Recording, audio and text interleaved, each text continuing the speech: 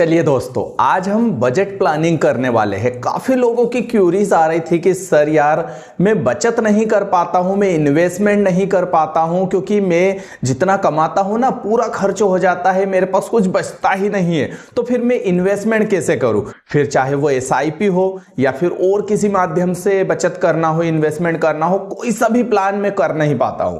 तो आज इस पर्सनल फाइनेंस के इस वीडियो में मैं आपको बजट प्लानिंग करना सिखाऊंगा कि कैसे अपनी जितनी भी सैलरी है उसमें से इन्वेस्टिंग के लिए पैसा कैसे निकाला जाता है, कैसे आप बजट प्लानिंग एक स्टेप बाय स्टेप एक सही से बजट प्लानिंग करके कैसे आप सब चीजों को मैनेज कर सकते हैं एक साथ। क्योंकि यार मुझे काफी सालों से अनुभव है पर्सनल फाइनेंस का और मैंने इस क्षेत्र में यार एक तरीके से महारत हासिल कर रखी है। तो अपना जो एक्सपीरियंस है वही आपके सामने साझा करूंगा। तो मस्त वीडियो होने वाला है, एंड तक इस वीडियो को देखना। और इस प्लानिंग के साथ अगर आप चलते हैं तो मैं आपको कहता हूं आप अपना जो डेली का खर्चा है सैलरी में वो भी यार भरपूर तरीके से कमा पाएंगे, प्लस इन्वेस्टिंग भी कर पाएंगे। क्योंकि जब इन्वेस्टिंग की बात आती है ना तो बहुत सारे लोग कहते हैं अरे यार बजट में कटौती करनी पड़ेगी, मेरे पास तो कुछ बचता ही नहीं है, तो फिर मैं बजट इन्वेस्टिंग कहां से करूं। देखो, इस वीडियो को शुरू करने से पहले सबसे पहले मैं आपको एक रामबाण जो है सटीक वाक्य कहना चाहता हूं, और वो ये कि देखो, पहले जो भी 1 तारीख के दिन सैलरी आए ना उसमें से सबसे पहले इन्वेस्टिंग के लिए पैसा निकालना चालू कर दो। सबसे पहले बजट करो, सबसे पहले बचत करो, उसके बाद बजट देखो कि अपना कहां कहां मुझे खर्च करना है। अगर ये जो पालन कर लिया ना इस एक छोटी सी चीज का, आप जिंदगी में हमेशा इन्वेस्टिंग को समझ पाएंगे, इन्वेस्टिंग को कर पाएंगे। तो चलिए ये बात होती रहेगी। मैं सबसे पहले आपको बजट प्लानिंग करना सिखाता हूं। सपोज मान लेते हैं, यहां पर आपके सामने स्क्रीन दिख रही होगी। सपोज मान लेते हैं आपकी जो सैलरी है यहां पर आपको मिल रहा है 20,000 रुपए महीना। ठीक है, एक छोटा सा अमाउंट यहां पर हम मान रहे हैं 20,000 रुपए महीना आपकी जो है सैलरी है। ठीक है, अब इसी में हम बजट प्लानिंग करेंगे। अब इसमें हो सकता है आपकी सैलरी 30,000 रुपए महीना हो, 50,000 रुपए महीना हो या फिर 15,000 रुपए महीना हो। आपको केवल घटा बढ़ा लेना है, अपने खर्चे को, अपने एक्सपेंस को थोड़ा सा कम ज्यादा करना है, केवल इतना सा अंतर है। क्योंकि देखो 1 लाख रुपए महीना कमाने वाला भी अपनी वही जिंदगी, 2 रोटी खाता है, वही जिंदगी जीता है, थोड़ी सी अच्छी जी लेता है। और 30,000 रुपए कमाने वाला बंदा भी अपनी जीवन जीता है, वही 1 महीना निकालता है उसी सैलरी में। डिपेंड करता है खर्चा कितना करना है हमें किसी चीज के ऊपर। बस यही एक छोटा सा एक आपको पॉइंट समझना चाहिए। तो देखिए, सबसे पहले अगर आपकी मान लेते हैं 20,000 रुपए की सैलरी है, अब इस 20,000 सैलरी में आपको किस किस टाइप का खर्चा करना है। चलो सबसे पहले हम खर्चे को ही हटाना चालू करते हैं। देखो, बजट प्लानिंग कर रहा हूं तो आपकी पूरी बजट प्लानिंग करूंगा, खर्चे से शुरुआत करूंगा, बचत से नहीं शुरुआत करूंगा, ताकि आपको ऐसा ना लगे कि यार सर हमारे साथ तो कंजूसी हो रही है। चलो इस वीडियो को लाइक कर दो। सबसे पहले बजट प्लानिंग का ये धांसू वीडियो होने वाला है, इस वीडियो को शेयर भी कर देना और लाइक अभी मार दो। नया चैनल है, आप लोगों के सपोर्ट की आवश्यकता है। अगर इस टाइप के पावरफुल बजट वाले, प्लानिंग वाले, पर्सनल फाइनेंस के वीडियो चाहिए तो वीडियो को लाइक कर देना। देखो, सबसे पहले आप मान लेते हैं कि हम 20,000 रुपए महीना कमाते हैं और आप किसी एक बड़ी सिटी में रह रहे हैं जहां पर आपका खुद का मकान भी नहीं है, मतलब आपको रेंट पर रहना पड़ रहा है। तो अगर हम मान लेते हैं 5,000 रुपए यहां पर आप जो है रेंट का किराया दे रहे हैं, कितना दे रहे हैं? रूम का किराया दे रहे हैं 5,000 रुपए आपका जो है रूम जो है रेंट का चले गया। ठीक है, मान लेते हैं। इसके बाद आप मान लेते हैं 1,000 रुपए हमारा जो है लाइट बिल, वाटर बिल वगैरह इसमें जो है चले गया, मतलब बिल में हमारा 1,000 रुपए चले गया। देखो, ध्यान से प्लानिंग करते जाना। इसके बाद आपको मान लेते हैं 1,500 रुपए हमारा जो ट्रांसपोर्टेशन है उसमें हमारा खर्चा हो जाता है। किसमें? ट्रांसपोर्टेशन में, क्योंकि ट्रेवल से आएंगे जाएंगे, पेट्रोल वगैरह लगता है, मेट्रो से भी जा रहे हैं, सिटी बस से भी जा रहे हैं तो खर्चा तो लगता है। इसके बाद मान लेते हैं 5,000 रुपए आप खाने में खर्च कर रहे हैं। खाने में मतलब किराना जो होता है ना, दूध पानी किराना वगैरह आता है, उसमें आपका जो है ये पैसा जा रहा है, किराने में जा रहा है 5,000 रुपए। इसके बाद हम मान लेते हैं 700 रुपए आपका रिचार्ज वगैरह में हो गया।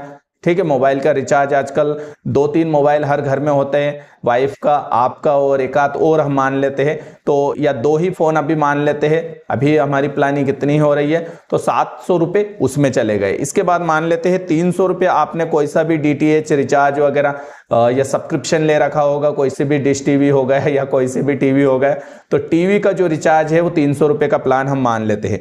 इसके बाद हम मान लेते हैं कि इंश्योरेंस भी आपने ले रखा है, क्योंकि जरूरी है, बगैर इंश्योरेंस के लाइफ नहीं चलती है। एक हेल्थ इंश्योरेंस और एक टर्म इंश्योरेंस, लाइफ इंश्योरेंस, ये दोनों ही आपके पास जो है होने चाहिए। तो 1500 रुपये इंश्योरेंस का प्रीमियम आप जमा करते हैं हर महीने। इसके बाद मान लेते हैं 2000 रुपये हम यहां पर एक इमरजेंसी फंड लेके चल रहे हैं। कितना? 2000 रुपये। इसको मैं रिफ्रेश करता हूं। 2000 रुपये हम यहां पर जो इमरजेंसी फंड लेके चलते हैं कि किसी कारण से, चलो यहां पर आ गया 2000 रुपये हम मान लेते हैं कोई सा बजट वो इमरजेंसी फंड लेके चल रहे हैं कि खुदा ना खास्ता कुछ जरूरत पड़ गई तो आपके पास होने चाहिए। इसके बाद बच्चा 1000 रुपये हमने मान लेते हैं कोई पार्टी वगैरह आ गई है, उसमें हमने जो खर्च कर दिया, किसमें? पार्टी में खर्च कर दिया। जैसे पार्टी वगैरह, किसी दिन मूवी देखने चले गए, किसी दिन कहीं रेस्टोरेंट में खाना खाने चले गए, तो वगैरह वगैरह पार्टी में खर्च कर दिया। मतलब टोटल अगर इसको हम जोड़ेंगे तो ये बन रहा है 18,000 रुपये महीना। कितना बन रहा है? 18,000 रुपये महीना हो गया आपका। अब हमारी सैलरी है यहां पर 20,000 रुपये, तो मतलब हमारे पास अभी जो सेविंग बची है 2,000 रुपये की बची है। तो इसको मैं इधर मान लेता हूं कि आपके पास जो सेविंग अभी बची है 2,000 रुपये बचे हैं। मतलब 2,000 रुपये का आप क्या कर सकते हैं? इन्वेस्टिंग कर सकते हैं। ठीक है, 2,000 रुपये इन्वेस्टिंग कर सकते हैं। अब इन्वेस्टिंग का जादू देखना, अब मैं आपको एक दूसरी स्लाइड पर लेके जाता हूं जो इन्वेस्टिंग का जादू दिखाता हूं आपको जाना है एसआईपी कैलकुलेटर पर। एसआईपी कैलकुलेटर पर जाने के बाद अब सपोज आप केवल 2,000 रुपये महीना बचाते हैं और 2,000 रुपये को आप लगा रहे हैं कहां पर? म्यूचुअल फंड में, वाया एसआईपी। ठीक है, तो एसआईपी के थ्रू आप इन्वेस्ट कर रहे हैं और सपोज आपको देखिए हमारा जो स्टॉक मार्केट है वो 12% का इंटरेस्ट निकाल के ही दे रहा है। अगर मैं आपको यहां पर निफ्टी का ग्राफ दिखाता हूं तो ये हमारा ग्राफ है पिछले 5 साल का। अगर रेशो देखेंगे तो हमारा सेंसेक्स 8,000 रुपये, निफ्टी हमारा 8,000 रुपये से 24,000 रुपये इस रफ्तार से ऊपर जा रहा है। अगर मैक्सिमम देखें तो 1990 से लेके 2012 से लेके आज तक रेगुलर बेस पर हमारा शेयर मार्केट बढ़ रहा है। यानी कि कुल मिला के इंडिया का स्टॉक मार्केट काफी तेजी से ग्रो हो रहा है। तो ऐसे में हमें यहां पर 12% का एक तरीके से इंटरेस्ट मिल ही जाएगा।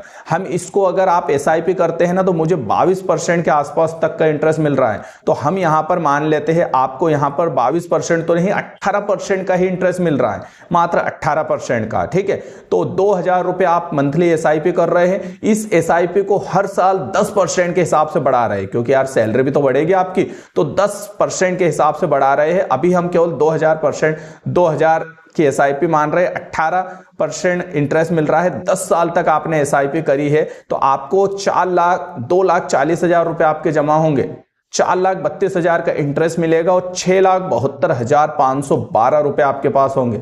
अब इसी को मैं यहां पर आप अगर रेगुलर बेस पर एसआईपी करते हैं, आपकी सैलरी यहां पर बढ़ रही है, 3,500 रुपए तक आप एसआईपी यहां पर कर देते हैं, मान लेते हैं अगले कुछ सालों तक। और ये एसआईपी आप अगले 30 साल तक करते हैं, अगले 30 साल तक, तो अगले 30 साल तक आप एसआईपी करते हैं गाइस। 3,500 रुपए तक भी आप मात्र करते हैं, क्योंकि बहुत धीरे गति से बढ़ा रहे, 10% भी नहीं बढ़ा रहे एसआईपी को अपनी, तो भी 3,500 रुपए के हिसाब से भी माने तो अगले 30 साल में आपके पास 5 करोड़ रुपए की भारी भरकम पूंजी रहने वाली है।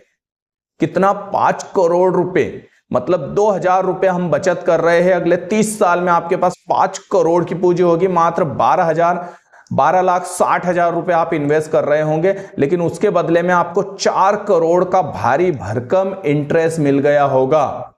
आप ये लाइन देख रहे हो, ब्लू लाइन आपको रिटर्न मिला है और ये जो रेड लाइन है इतना सा ये आपका इन्वेस्टमेंट है। तो इतने से इन्वेस्टमेंट के ऊपर इतना भारी भरकम रिटर्न मिला है आपको, समझ रहे हैं? अब 30 साल को अगर मैं यहां पर कर देता हूं 25 साल, कि 25 साल ही आप एसआईपी करते हैं तो भी आपके पास 2 करोड़ की राशि रहेगी, मात्र उस 2,000 रुपए की इन्वेस्टिंग जो आज आप शुरू करने वाले हैं। अगर मान लेते आपकी एज अभी है 25 की, तो अगले 25 और जोड़ दो, मतलब 50 की एज में आपके पास 2 करोड़ रुपए रहेंगे, भारी भरकम राशि। मतलब ये जो पीएफ वगैरह कटता है ना, ये सब छोटी बात है। अगर प्राइवेट जॉब भी कर रहे हैं ना और 20,000 रुपए की सैलरी है, तब भी आपके पास 2 करोड़ की राशि रहने वाली है। ये होता है कंपाउंडिंग का जादू। और आपने कुछ भी नहीं करा, क्या बजट प्लानिंग करी यार, छोटी सी बजट प्लानिंग है। इसको अगर मैं यहां पर 22 साल भी कर देता हूं तो भी 1 करोड़ रुपए रहेंगे अगले 22 साल के बाद। मतलब जितना आप देख पा रहे हैं ना आपके सामने है, और अगर इसी इंटरेस्ट में मैं 1-2% और बढ़ा देता हूं तो यही राशि आपकी करोड़ में फिर बढ़ती जा रही है। और यहां पर अगर मैं राशि 20 साल भी कर देता हूं तो भी 1,10,00,000 रुपए आपके पास रहने वाले अगले 20 साल में। अगर आपकी एज है 25 मतलब 45 साल की एज में आप रिटायरमेंट ले सकते हैं चाहो तो। और यहां पर आपने प्लानिंग क्या करी, छोटी सी तो प्लानिंग है, 20,000 रुपए महीने की सैलरी है, 5,000 रुपए रूम वगैरह वगैरह वगैरह। इसमें से अगर कुछ फंड बच भी गया कि लाइक इमरजेंसी हर महीने तो आती नहीं है, तो वो फंड भी हम और कहीं एक्सपेंस कर सकते हैं, खर्च कर सकते हैं और बचत को और ज्यादा प्रोत्साहित कर सकते हैं। और यहाँ पर मैंने मामूली सा यहाँ पर जो है इन्वेस्ट किया है 3500 रुपए महीने का, क्योंकि आपकी सैलरी बढ़ेगी तो एक लॉन्ग टर्म हमने विजन ले लिया कि 3500, क्योंकि और ज्यादा ही बढ़ने वाली है, आप बचत और ज्यादा ही करने वाले हैं, तो भी यार मोटे मोटे आंकड़े से आप करोड़पति यहां पर बनने वाले हैं। ऐसी फाइनेंशियल प्लानिंग आज से आप करेंगे। और एक लाइन फिर से मैं दोहराना चाहता हूं कि देखिए यहां पर हमने खर्चे पहले निकाले, लेकिन मैं आपको एक रामबाण वही लाइन बोलूंगा कि पहले बचत निकाल देना। अगर आपकी सैलरी 20,000 है, 22 से 25 से 30 से, पहले एक बचत फिक्स निकाल लो, अपने घर का एक बजट बनाओ कि कितना किस किस टाइप का खर्चा मेरा होता है, एक डायरी में लिखो। 1 महीने अगर आपने लिख लिया, 2 महीने लिख लिया, आपको मालूम पड़ जाएगा कि मेरा खर्चा कहां होता है हर महीने। आप प्लानिंग कर पाएंगे, बजट प्लानिंग। और अगर हो सकता है इसमें से कोई सा आपके लिए यूजफुल ना हो, आप दूसरे टाइप का खर्चा आपके साथ जुड़ा है, तो आप उसको रिप्लेस कर सकते हैं इस चीज के साथ। लेकिन इस टाइप से अगर बजट प्लानिंग करेंगे तो ऑब्वियसली बचत भी कर पाएंगे, उस बचत को इन्वेस्ट कर पाएंगे, इन्वेस्ट के साथ साथ आप अपनी लाइफ को अच्छे से जी पाएंगे इस तरीके से। और एक सिस्टमेटिक तरीके से इन्वेस्टमेंट प्लानिंग एसआईपी में करेंगे, ऑब्वियसली यार करोड़पति कोई बनने से नहीं रोक सकता आपको। तो ऐसी बजट प्लानिंग अगर आपको चाहिए तो इस चैनल को सब्सक्राइब करो, इस वीडियो को लाइक करो। देखो वीडियो पसंद आया हो तो हमें एक प्रोत्साहित की जरूरत है, आपके एक सपोर्ट की आवश्यकता है, प्लीज सपोर्ट करिए। मिलते हैं नए वीडियो में, नमस्कार, और किसी बजट वीडियो के साथ, ठीक है, नमस्कार।